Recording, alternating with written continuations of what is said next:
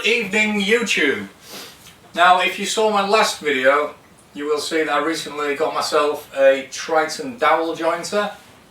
And before we start, I'd just like to clear something up. In that video, I accidentally implied at some point in it, when talking about the extra bits, that I bought those. I didn't. I contacted Triton making inquiries about this machine as I was curious, and there's nowhere local to me to go and handle one and investigate it. So during my conversation with Triton, they offered to send me one out for free, which I was delighted about. So thank you very much, Triton.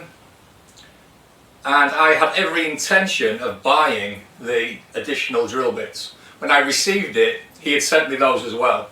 So that was where my slip of tongue in my last video came about. So I haven't actually paid for any of it.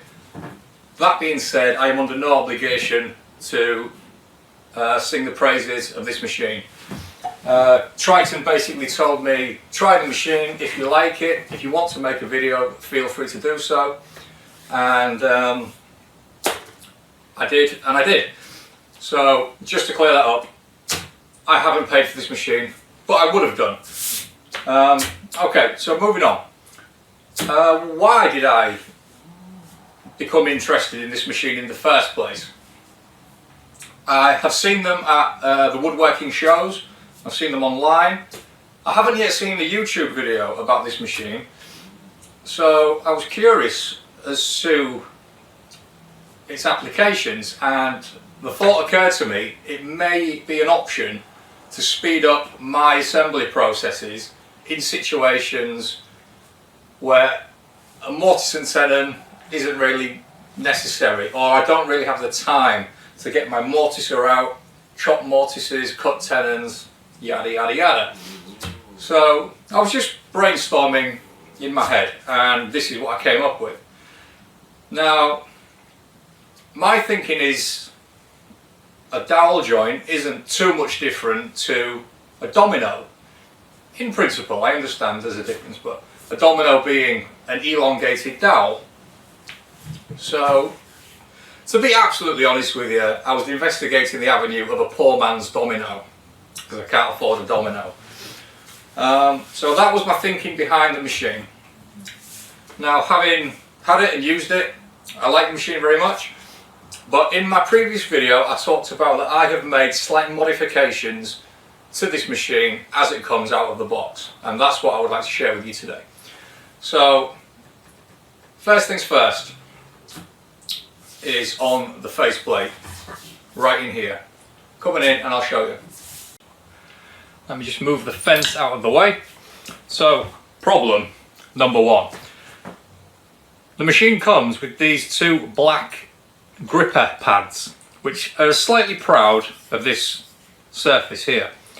So if I wanted to cut my holes very close to the end, I would have one pad touching the material and the material not touching the second pad, which puts the material or the machine at a very slight angle to the material, which I thought may affect drilling perpendicular holes, and it may affect my joint, and it may not come together square.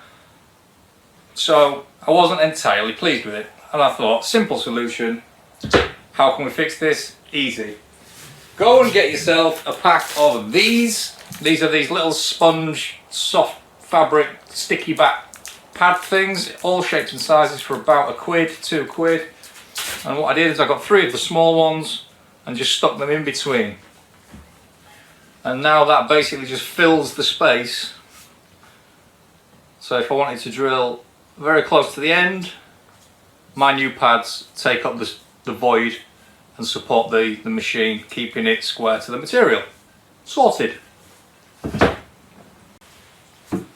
Problem number 2, and this relates to the plunge action of the machine. And what we do, if we go around the back and open up these 2 screws here, we can release the body from the base.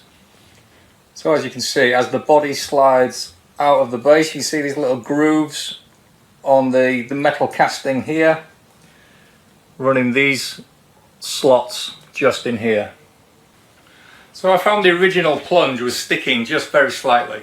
Solution: take a file or a little bit of sandpaper and just rub these edges and make sure there's nothing sticking in this channel.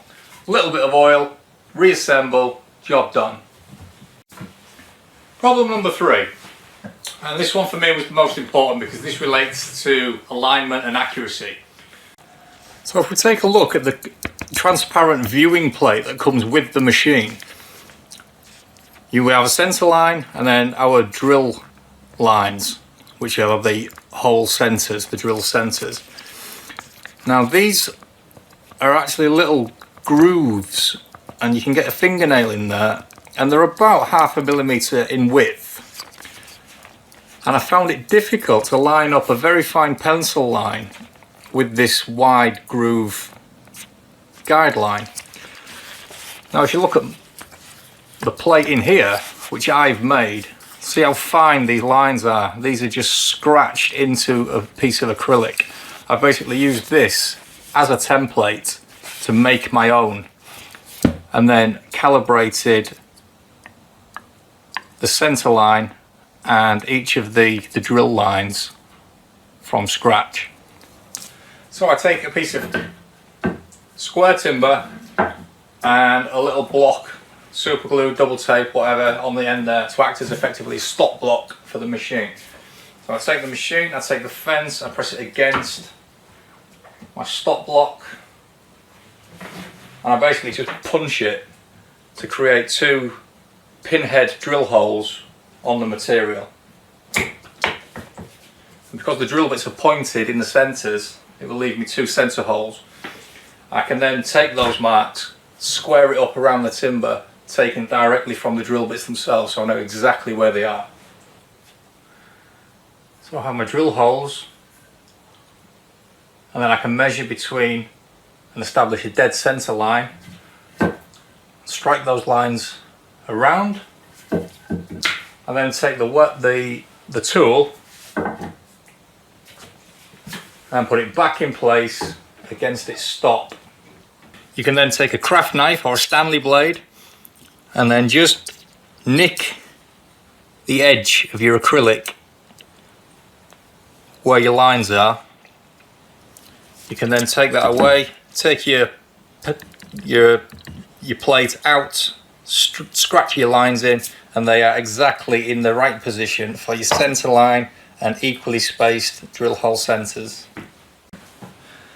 So yeah, I found by doing that small adjustment, modification, improved the accuracy of this machine massively.